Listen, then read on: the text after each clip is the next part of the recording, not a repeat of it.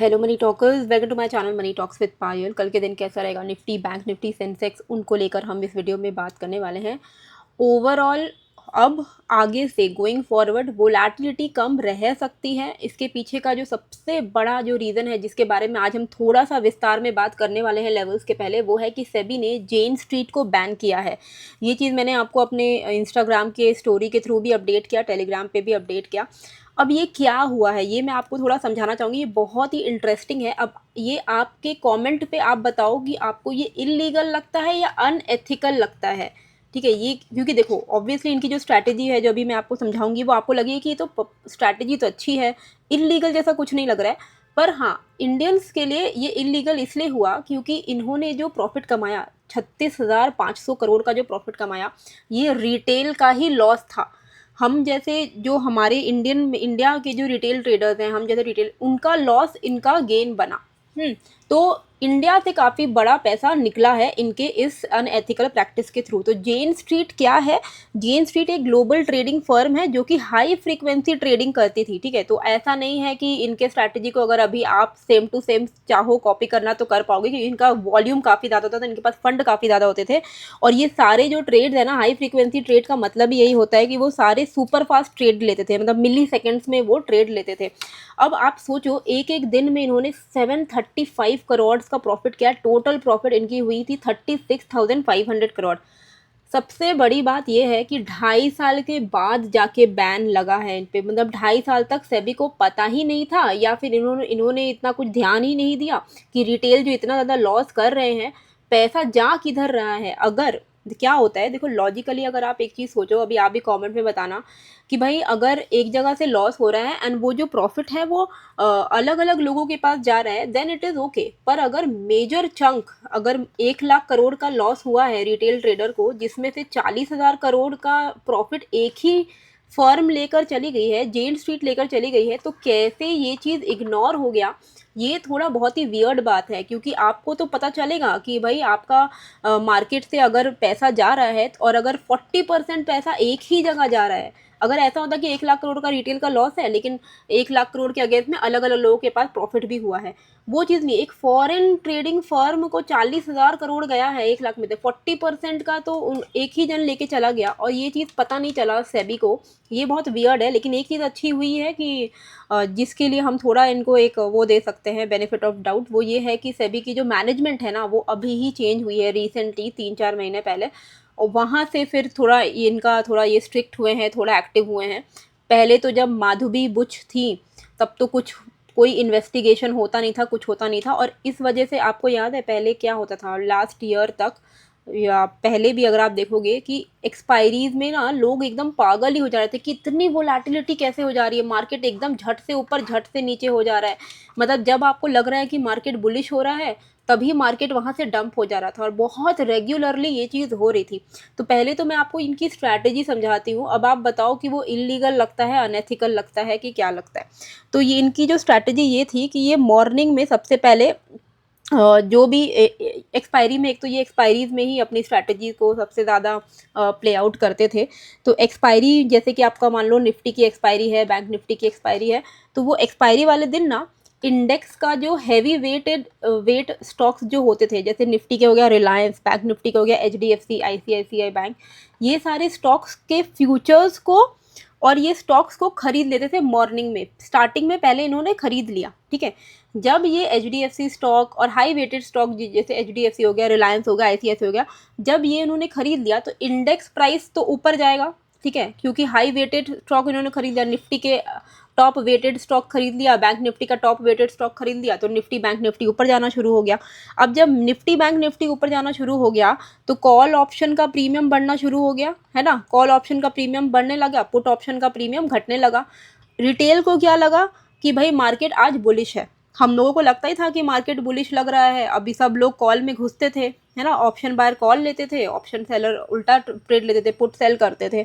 अब second step जो इनका सबसे ज़्यादा इम्पॉर्टेंट पार्ट था, वो जब सब कोई बहुत बुलिश हो गया, रिटेल इंडिया के रिटेल इन्वेस्टर्स पूरे बुलिश हो गए हैं आज के दिन, अब वो क्या करेंगे, अब वो बेरिश पोजीशन बनाना अपना शुरू करते थे ऑप्शंस में, F&O में। कॉल ऑप्शन को वो सेल करते थे और पुट ऑप्शन को वो बाई करते थे। ठीक है। अब पुट ऑप्शन में भी वो ओटीएम पुट ऑप्शन बाय करते थे, ओटीएम मतलब ताकि जब इन द मनी वो बने तो इनको इसका बहुत ही छप्पड़ फाड़ जिसको बोल सकते हैं प्रॉफिट हो, और कॉल ऑप्शन वो इन द मनी सेल करते थे ताकि ज़्यादा से ज़्यादा प्रीमियम डीके का इनको फ़ायदा हो, ठीक है। तो कॉल ऑप्शन इन्होंने सेल किया, पुट ऑप्शन इन्होंने बाय किया है। मार्केट अभी काफ़ी ज़्यादा बुलिश है, सबको लग रहा है कि मार्केट उठेगा।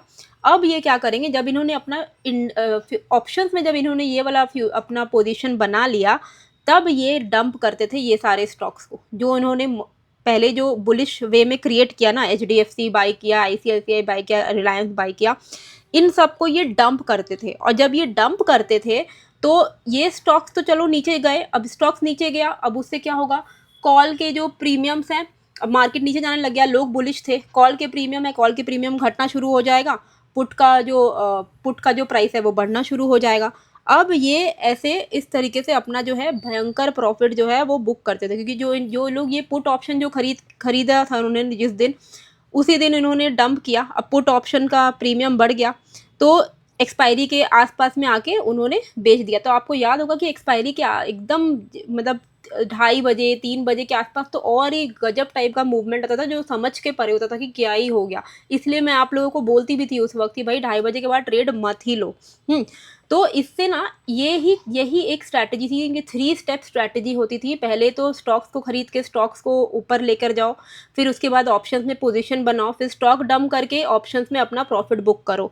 तो ओवरऑल इनका नेट प्रॉफिट क्या होता था कि सुबह वाला जो इन्होंने जो फ्यूचर और ये जो स्टॉक के प्राइस को जो बढ़ाया था, वहाँ पे इनका माइनर लॉस होता था। मान लो 5-7% का लॉस हुआ, लेकिन ऑप्शंस में ये कमाते थे 150%, 200% ऐसा करके कमाते थे। अब हाइपोथेटिकल मैं बता रही हूँ, आई एम सपोजिंग कि यही होता होगा। तो ओवरऑल इनका जो 18 एक्सपायरी सेशंस 18 एक्सपायरी सेशंस में इन्होंने टोटल जो है ट्रेड जो किया था, जो इनका निकल के आया है डेटा, उसमें इन्होंने 36,500 करोड़ का प्रॉफिट सिंगल हैंडेडली किया है। और एक एक्सपायरी पे तो इन्होंने 735 करोड़ की जो है प्रॉफिट कमाई है। तो ऑप्शन से ही काफ़ी बड़ा प्रॉफिट कमा लेते थे।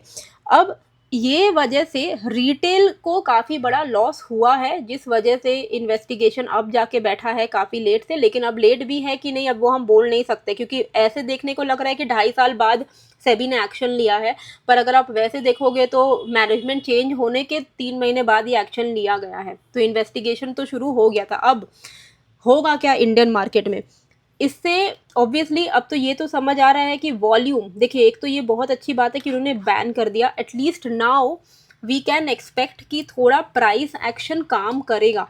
बीच में तो price action was not working at all, मतलब ब्रेकआउट हो रहा है, ब्रेकआउट पे लोग ट्रेड ले रहे हैं, उसके बाद ब्रेकआउट फेल डायरेक्ट नीचे। तो वो सेंस ही नहीं बन रहा था कि आदमी ब्रेकआउट पे ट्रेड ले या क्या करे क्या नहीं करे। अभी एटलीस्ट ये एक्सपेक्टेड है कि थोड़ा बहुत प्राइस एक्शन सेंसिबली काम करेगा। और एक चीज़ अच्छी क्या हो जाएगी, देखिए जेन स्ट्रीट बैन हुआ है तो ऐसा नहीं है कि यही अकेले कुछ ना कुछ, देखिए ये तो स्ट्रैटेजी थी इनकी, ठीक है, इनकी स्ट्रैटेजी थी। इनको पता था कि अच्छा इनको वॉल्यूम ये क्रिएट करेंगे इंडियन मार्केट से, इनको पैसा मिल सकता है, तो इन्होंने अपनी ये स्ट्रैटेजी बनाई। अब ये इलीगल इसलिए हो गया, बेसिकली इलीगल नहीं बोल सकते मेरे हिसाब से, तो ये ग्रे एरिया में आप इसको कह सकते हो, ग्रे जोन में कह सकते हो, क्योंकि ये एक अनएथिकल स्ट्रैटेजी है, इट इज़ अ स्ट्रैटेजी। हाँ, अब वो स्ट्रैटेजी के हिसाब से इनका पैसा इतना बड़ा बन गया और इंडियन रिटेलर को इतना लॉस हो गया कि इसको इलीगल का नाम लोग बोल दे रहे हैं। लेकिन अगर आप खुद ही सोचो तो ये स्ट्रैटेजी ही है बेसिकली, मुझे तो यही लगता है। हाँ, पर अच्छी बात यह है कि इंडियन रिटेलर का जो इतना बड़ा जो पैसा गया, अब देखो सेबी तो सीज कर लेगी, सेबी अपने पास ही पैसे रख लेती है, ऐसा तो है नहीं कि इंडियन रिटेलर को कुछ उससे फ़ायदा होता है। अब हमारे लिए ये एक अच्छी चीज़ यही होगी कि प्राइस एक्शन विल वर्क, थोड़ा बेटर वे में प्राइस एक्शन वर्क करेगा। सेकेंडली, जेन स्ट्रीट अकेले तो नहीं है, जेन स्ट्रीट टाइप के और भी कुछ हाई फ्रीक्वेंसी ट्रेडिंग फर्म्स होंगे जो कुछ ना कुछ छोटे स्टेज में ये सब स्ट्रैटेजीज कर रहे होंगे। तो अभी सब जो है ना थोड़ा सा अलर्ट हो जाएंगे। तो अभी ये पंप एंड डंप वाला स्कीम थोड़ा आपको कम ही देखने को मिल सकता है, लेकिन अब इसका एक नेगेटिव साइड भी है, वॉल्यूम ड्राई अप हो जाएगा। वॉल्यूम ड्राई अप इसलिए हो जाएगा क्योंकि आप सोचो कि अगर 36,000 करोड़ की प्रॉफिट एक ही फर्म बना रही थी, यानी कि इंडियन रिटेलर का 40% उसका इंडियन रिटेलर ने जो लॉस किया उसका 40% अगर एक ही कंपनी लेकर जा रही थी, यानी कि 40% तक का ट्रेडिंग वॉल्यूम कम होने के चांसेस हैं। ट्रेडिंग वॉल्यूम अगर कम होगा तो ऑब्वियसली आपका जो मार्केट में आपको थोड़ा बहुत वैसी वोलेटिलिटी नहीं देखने को मिलेगी जैसा हम पहले देखते थे। अब वो अच्छी भी है, बुरी भी है। बहुत ज़्यादा वोलेटिलिटी किसी को पसंद नहीं है, वो हमारे लिए बिल्कुल ही काम नहीं करता है कि एकदम ऊपर गया, नीचे गया, ऐसी वोलेटिलिटी किसी को पसंद नहीं है। पर एक डिसेंट वोलेटिलिटी चाहिए होती है ताकि मार्केट में ऑप्शन बायर कुछ तो ट्रेड कर पाए। अब एकदम से मार्केट ऐसा बन जाएगा, इतना ड्राई अप हो जाएगा कि ऐसा मार्केट चलेगा, तब तो किसी के लिए कोई काम का नहीं है। ऑप्शन सेलर के लिए फिर भी एक बेटर पोजीशन में वो रहेंगे।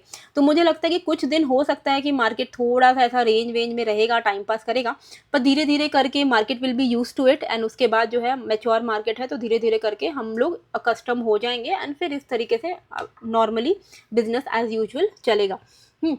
तो अभी अब नेक्स्ट वॉट अभी देखते हैं नेक्स्ट हमें किस तरीके से प्लान करना है। तो एक अच्छी चीज़ है जो अब मुझे लगता है कि वो है कि प्राइस एक्शन अच्छा काम करेगी, तो अब प्राइस एक्शन पे आप थोड़ा ज़्यादा फोकस करिएगा। बाकी कमेंट करके ज़रूर से बताइएगा। सेबी तो देखो बहुत लेट लेट सब कुछ एक्शन लेती है। मुझे तो सबसे ज़्यादा हिपोक्रेसी मुझे लगती है भाई कि आप इंडियन हम लोग जैसे इन्फ्लुएंसर्स हैं, हम लोग जो वीडियो बनाते हैं, आए दिन कुछ ना कुछ मतलब हमारे पीछे पड़ ही गई है सभी। अभी आपने देखा था मेरा लाइव ट्रेडिंग वीडियो जो मैं क्रिप्टो में करती हूँ, डेल्टा एक्सचेंज में करती हूँ, जिसका कोई लेना देना नहीं है सभी से। वो भी मेरा यूट्यूब से हट गया था, फिर उसके बाद वापस आ गया। मैंने अपील किया कि भाई क्यों हटा दिया अभी आपने ये, तो उन्होंने ठीक वापस से रीस्टोर कर दिया। तो कुछ भी चल रहा है, मतलब इंडियन इन्फ्लुएंसर जो अवेयरनेस फैलाना चाह रहे हैं, जो कुछ सिखाना चाह रहे हैं, उनके ऊपर हाथ धोकर पड़िए। पहले आप देखो कि बाहर क्या कर रहे हैं लोग। भाई हम इंडिया से पैसा लूट के लेकर जा रहे हैं, पहले उनको देख लो, है ना। ये छोटे मोटे हम लोग जैसे लोगों के पीछे पड़ी हुई है। तो वही ये चीज़ ना मुझे नहीं समझ आता है कि भाई अगर कोई सिखाना चाह रहा है। फॉरेन में मैंने नहीं देखा, फॉरेन में मैंने ऐसा नहीं देखा कि कोई इन्फ्लुएंसर अगर वीडियो बना रहा है तो उन पे इतना ज़्यादा एक्शन हो रहे हैं, कुछ नहीं होता है वहाँ पे। एकदम लोग फ्रीडम के साथ लोग सिखाते हैं, लाइव ट्रेड करते हैं, सब कुछ करते हैं एंड कोई इतना टेंशन नहीं होता। लेकिन यहाँ पे क्या है, आप ये नहीं कर सकते, आप वो नहीं कर सकते, ऐसा नहीं कर सकते, वैसा नहीं कर सकते। इसके चक्कर में ही इंडियन मार्केट में इतना वॉल्यूम इतना खत्म हो गया है कि लोग सही में क्रिप्टो की तरफ भाग रहे हैं, है ना। और सही में, और मैं तो खुद ही क्रिप्टो में ट्रेड करती हूँ ऑनेस्टली। आप लोगों को पता ही है कि इंडियन मार्केट में मैंने वैसे ही बहुत कम कर दिया है। मैं इंडियन मार्केट में ना के बराबर ट्रेड करती हूँ। आप लोगों के लिए वीडियोस यहाँ ज़रूर बनाती हूँ क्योंकि लेवल्स मुझे पता है कि मेरे लेवल्स अच्छे होते हैं। मेरे लेवल्स को अगर आप फॉलो करोगे तो अच्छा रहेगा, आपको फ़ायदा हो सकता है। लेकिन मैं पर्सनली व्हाट आई ट्रेड, मैं करती हूँ इंडेक्स में, अपना जो ETF में मैं ट्रेड करती हूँ। ऑनेस्टली ETF का मेरी एक अच्छी सी ट्रेडिंग स्ट्रैटेजी है जो मैं उसको फॉलो करती हूँ। महीना में 4 से 5 बार उसको ट्रेड करती हूँ, अच्छा खासा इनकम निकलता है वहाँ से। और प्लस नेक्स्ट जो मेरा ट्रेडिंग होता है वो होता है क्रिप्टो में। क्रिप्टो के लिए मैं डेल्टा एक्सचेंज इंडिया यूज़ करती हूँ। और अगर आप लोग भी चाहो तो लिंक मैंने डिस्क्रिप्शन एंड कमेंट पे डाल दिया है। जो लोग भी मेरे लिंक के थ्रू अकाउंट ओपन करेंगे उनको मैं अपने मेरा एक क्रिप्टो का प्राइवेट ग्रुप है उसमें मैं ऐड कर दूंगी। वहाँ पे मैं ट्रेड शेयर करती हूँ। तो अगर आप लोगों को ऐड होना है तो ऐड हो जाइएगा उसमें, ठीक है। तो वो प्राइवेट ग्रुप है क्रिप्टो विद पायल, और उसमें मैं लाइव आती तो आप लाइव में भी आप मुझे देख सकते हो। और प्लस क्रिप्टो ग्रुप में अगर ऐड होना है तो डिस्क्रिप्शन एंड कमेंट पे जो मैंने डेल्टा एक्सचेंज इंडिया का लिंक डाला है उसके थ्रू आप अपना अकाउंट ओपन करके आपको 2 बेनिफिट्स मिलेंगे। एक तो आपको 10% ट्रेडिंग फी में डिस्काउंट भी मिलेगा और दूसरा आपको मेरे क्रिप्टो ग्रुप का एक्सेस भी मिलेगा। सेम चीज़ जो आप इंडेक्स निफ्टी बैंक निफ्टी में करते हो वही सेम चीज़ आप क्रिप्टो में कर सकते हो आराम से। और वो लीगल है, इंडिया में आप उसमें ट्रेड कर सकते हो क्योंकि वो इंडियन रजिस्टर्ड है। अच्छा, अभी हम निफ्टी में देखते हैं कि निफ्टी में किस तरीके से हमें जो है अपना ट्रेड प्लान करना चाहिए। तो सबसे पहले तो देखिए, सबसे पहले तो हमने क्या डिस्कस किया था फ्राइडे के दिन, तो कोई लेवल में कुछ खास चेंजेस हुआ नहीं था। ये है मेरा क्रिप्टो ग्रुप, ठीक है। तो कुछ खास चेंज तो हुआ नहीं था इंडियन मार्केट में। तो यहाँ पर मैंने आपको बताया था कि बैंक निफ्टी में अगर सेलिंग प्रेशर आएगा 56,775 के नीचे, तो 56,775 के नीचे आपको 150 प्लस पॉइंट का फॉल देखने को मिला। निफ्टी में 25,375 के नीचे 330 तक का मूवमेंट देखने को मिला। सेंसेक्स में भी 83,170 के नीचे हमें अच्छा खासा 150 पॉइंट्स प्लस का मूवमेंट देखने को मिला। तो वीडियो अगर आप देखोगे तो आपको समझ आएगा, ठीक है। बाकी क्रिप्टो का मैंने आपको एक अच्छी चीज़ तो बताई नहीं कि क्रिप्टो में जो भी लोग मेरे लिंक के थ्रू अकाउंट ओपन करेंगे ना, जो मैंने लिंक डाला है, अगर आप उसके थ्रू अकाउंट ओपन करते हो तो उसके बाद ना आप मुझे टेलीग्राम में आपका एक यूज़र ID बन के आएगा, ठीक है। यूज़र आईडी आप मेरे साथ शेयर कर देना टेलीग्राम में, तभी मैं आपको क्रिप्टो ग्रुप में ऐड कर पाऊंगी। तो @DM पायल यहाँ पर आप मुझे शेयर कर देना अपना यूज़र आईडी। यूज़र आईडी आपको यहाँ पर जाके दिखेगा, एक प्रोफाइल सेक्शन बना होगा, वहाँ पे जाके आपका 8 डिजिट्स का यूज़र आईडी आएगा, आप वो मेरे साथ शेयर कर देना DM पायल में, और मैं आपको अपने क्रिप्टो ग्रुप में ऐड कर दूंगी। तो अब मैं लाइव आती हूँ, मैं ट्रेड शेयर करती हूँ, आप उसको चाहो तो कॉपी कर सकते हो। अच्छा, अभी निफ्टी में क्या है ना, ओवरऑल अगर हम देख रहे हैं, ओवरऑल सिचुएशन क्या लग रहा है, overall situation is looking not bad at all. ठीक है, it is okay, it is looking good. Intraday perspective से भी अगर हम देखते हैं तो अच्छा ही लग रहा है, ग्लोबल मार्केट भी अच्छे ही थे। तो निफ्टी में अगर हम देखें तो अभी के लिए हमारे लिए सबसे जो इम्पोर्टेंट सपोर्ट निकल के आ रहा है वो ये वाले लेवल का निकल के आ रहा है। ठीक है, रेजिस्टेंस, ये वाले लेवल का रेजिस्टेंस निकल के आ रहा है, जहाँ पर एग्जैक्टली हमारी क्लोजिंग हुई है। ये आपका लेवल है 25,470 के आसपास। 25,470 के आसपास में आप देखो कितना बार इसने टाइम स्पेंड किया है, और हमारी क्लोजिंग भी वहीं पे हुई है। तो 25,470 के ऊपर से ये पॉजिटिव ही रहेगा। इमीडिएट बेसिस पे जो हमें रेजिस्टेंस मिलने वाला है, ये ऊपर से एक ट्रेंड लाइन आ रही है ना, ये ट्रेंड लाइन पर ये एक बार के लिए अटक सकता है। तो 470 के ऊपर ये 530 पे थोड़ा अटक सकता है। फ्रेश मोमेंटम जो है इसको 540 के ऊपर से मिलेगा। फ्रेश मोमेंटम जिसको हम कह सकते हैं, जिसके ऊपर आप एकदम से बुलिश ही हो सकते हो इंट्राडे में, वो है 540 का लेवल। ठीक है, तो 470 के ऊपर आपको 30 पॉइंट्स 530 तक के लेवल्स मिल जाएंगे, which is around 60 points, which is not bad at all intraday के लिए। ठीक है, अच्छा, अभी यहाँ पे नेगेटिव कब होगा, नेगेटिव होने के चांसेस, पहले तो मैं आपको ऊपर का ही बता दूँ, 540 के ऊपर अगर ये निकलता है तो यहाँ पे डायरेक्टली 660 तक के लेवल्स हमें देखने को मिल सकते हैं। ऑन द डाउन साइड ये वाला जो लेवल है ना, ये है आपका 25,392 का लेवल। 25,390 ये लेवल अगर ब्रेक कर देता है तो वापस से ये थोड़ा सा जो निफ्टी जो है थोड़ा नेगेटिव होना शुरू कर सकता है इंट्राडे में। क्यों? क्योंकि 390 पे काफ़ी ज़्यादा इसने टाइम स्पेंड किया है, सपोर्ट वपोर्ट लिया था, एक बार ब्रेक डाउन दे के, फेक ब्रेक डाउन दे के वापस से ऊपर निकल गया था। तो अब की बार अगर ब्रेक डाउन देगा तो वापस से सस्टेनेबल ब्रेक डाउन हो सकता है। ठीक है, तो 390 के नीचे हम यहाँ पर एक्सपेक्ट कर सकते हैं कहाँ तक के लेवल्स, 260, 200। देखिए, मैंने आपको वैसे भी ये चीज़ बोल के ही रखी है कि निफ्टी में थोड़ा बहुत अगर आ भी रहा है ना गिरावट, तो मैक्सिमम टू मैक्सिमम 25, 200, 230 तक के लेवल्स देखने को मिलेंगे मेरे हिसाब से। ये वो एरिया है 200, 230 जहाँ से निफ्टी बहुत अच्छी रिकवरी दे सकता है। तो आई एम नॉट एक्सपेक्टिंग कि 25, 200 भी ब्रेक कर जाए। तो अगर गिरता भी है तो ये एरिया गोल्डन अपॉर्चुनिटी हो सकती है, स्पेशली जो लोग ETFs में इन्वेस्ट करते हैं, जो लोग थोड़ा इंडेक्स या कोई अच्छे स्टॉक्स में इन्वेस्ट करते हैं, उनके लिए अच्छा रहेगा। अभी हमें बैंक निफ्टी में किस तरीके से प्ले आउट करना चाहिए, तो बैंक निफ्टी में तो सबसे पहले तो आप ऊपर से एक ट्रेंड लाइन आ रही है, उस ट्रेंड लाइन को आप फॉलो करो। ठीक है, ये एक ट्रेंड लाइन है, बहुत ऊपर है, इसका तो कोई फ़ायदा ही नहीं है, इतना ऊपर ट्रेंड लाइन है ये, फिर भी मैं ड्रॉ कर देती हूँ। चलो, ये तो काफ़ी ऊपर है। चलिए, तो बैंक निफ्टी में हम इमीडिएट स्विंग लो को, ये है हमारा एक इमीडिएट स्विंग लो 57,760, और ये है एक इमीडिएट रेजिस्टेंस 57,170। इसके बाहर में हम अपना ट्रेड को प्लान कर सकते हैं। 57,170 के ऊपर आपको 57,300 पे एक रुकावट देखने को मिल सकती है। क्यों? क्योंकि वो ट्रेंड लाइन का एक रेजिस्टेंस जो अभी मैंने ड्रॉ किया है वो आपको यहीं पर दिख रहा है।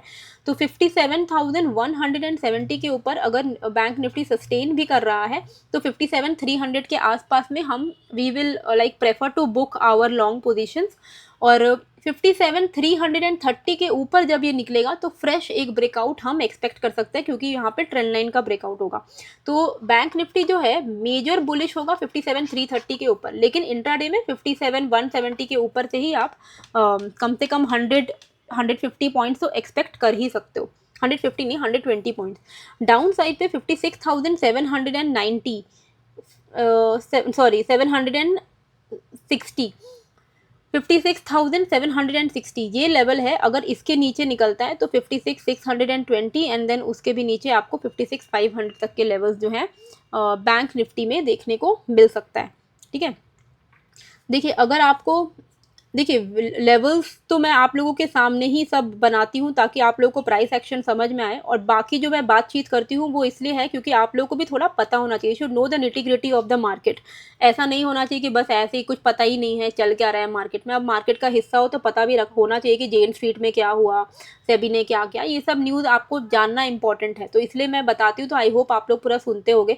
अगर आप अभी भी ये वीडियो देख रहे हो तो कॉमेंट करिएगा येस मैम। ताकि मुझे बहुत खुशी होगी अगर आप लिखोगे यस मैम कि आप अभी भी वीडियो देख रहे हो, क्योंकि फिर उससे लगेगा कि आप लोग सीरियस हो ट्रेडिंग को लेके। भले आप लोग थोड़ा चाहो तो स्पीड बढ़ा लो, 1.5x में देख लो, क्योंकि लेवल्स तो अभी मैं आपको यहाँ पर बता रही हूँ, सब मार्क्ड है, आप स्क्रीनशॉट ले सकते हो। 83,470 का लेवल है सेंसेक्स में। अगर ये इसके ऊपर रहता है इंट्राडे में तो 83, 890, 84, 100 तक के लेवल्स हम पॉसिबली देख सकते हैं। 83,210 is the level, not 210 sorry, 83,170 is the level जिसके नीचे हम यहाँ पे शॉर्ट पोजीशन अपना एक्सपेक्ट कर सकते हैं, क्योंकि ये है हमारे लिए इम्पॉर्टेंट स्विंग लो। ठीक है, तो 83,170 के नीचे से 82,980, 82,690 ऐसे लेवल्स हम देख सकते हैं। क्यों? क्योंकि ये वाला वो लेवल है जहाँ से देखिए, एक तो जिन्होंने ये ब्रेकआउट ट्रेड लिया उनका स्टॉप लॉस इसी कैंडल के नीचे है, इस कैंडल के नीचे निकलेगा तो वैसे ही थोड़ा शॉर्ट साइड का ट्रेड ट्रिगर होगा, और ये वो 170 वाला एरिया में इसने काफ़ी बार सपोर्ट लिया है। तो 170 अगर ब्रेक होगा तो 82,980, 82,690 ऐसे लेवल्स आपको देखने को मिल सकते हैं। ये पिन पॉइंटेड लेवल्स नहीं है, आप बफर लेके चलो 10-15 पॉइंट का। ठीक है, अब हम यहाँ देख लेते हैं मिड कैप फटाफट से, फिर हम देख लेंगे फिन निफ्टी। तो मिड कैप में अपसाइड का मोमेंटम 13,435 के ऊपर आ सकता है, एंड डाउन साइड पे अगर ये ब्रेक करता है 13,355 के लेवल को तो हम यहाँ पे थोड़ा डाउन साइड एक्सपेक्ट कर सकते हैं। तो ये जो 100 पॉइंट्स है मैं तो बोलूँगी मत ही, ये नो ट्रेडिंग जोन अच्छा रहेगा। 13,435 के ऊपर 470, 530 पॉसिबल है। 13,355 के नीचे 320 एंड देन 270 ऐसे लेवल्स पॉसिबल हैं मिड कैप में। ओके, अब हम यहाँ पे चलते हैं फिन निफ्टी में। फिन निफ्टी का भी लेवल्स मैंने ऑलरेडी बना के रखा होगा, मैं देख लेती हूँ। इसको थोड़ा नीचे करना पड़ेगा। इसका इमीडिएट स्विंग लो है 26,750 के आसपास। ठीक है, 26,750 इमीडिएट स्विंग लो, और इमीडिएट जो रेजिस्टेंस है वो 26,955 पे है। तो 955 के ऊपर 27,070, 27,150 ऐसे लेवल्स वी कैन एक्सपेक्ट। लेकिन अगर ये 26,770 को ब्रेक करता है, ठीक है, ये वाला 755 को ब्रेक करता है, तो 670 एंड देन 530 ऐसे लेवल्स हम फिर निफ्टी में देख सकते हैं। In case of any gap up gap down मैं आपको अपने टेलीग्राम पर अपडेट कर दूंगी, और टेलीग्राम का जो लिंक है मैंने डिस्क्रिप्शन एंड कमेंट पे डाल दिया है, वहाँ पे क्लिक करके आप ज्वाइन कर सकते हो। रिवाइज लेवल्स आपको मेरे टेलीग्राम पर मिल जाते हैं। तो आई होप आपको ये वीडियो अच्छी लगी है। टेलीग्राम का भी लिंक डिस्क्रिप्शन में है, डेल्टा एक्सचेंज में अकाउंट ओपन करने का लिंक भी डिस्क्रिप्शन में है। जिन्होंने भी मेरे लिंक के थ्रू डेल्टा एक्सचेंज में अकाउंट ओपन किया है, आप मुझे DM कर दो अपना यूज़र ID @DM पायल, और मैं आपको अपने क्रिप्टो ग्रुप में ऐड कर दूंगी। ठीक है, bye bye guys, thank you so much for watching. अगर वीडियो अच्छी लगी है तो लाइक शेयर सब्सक्राइब ज़रूर से करिएगा। Thank you.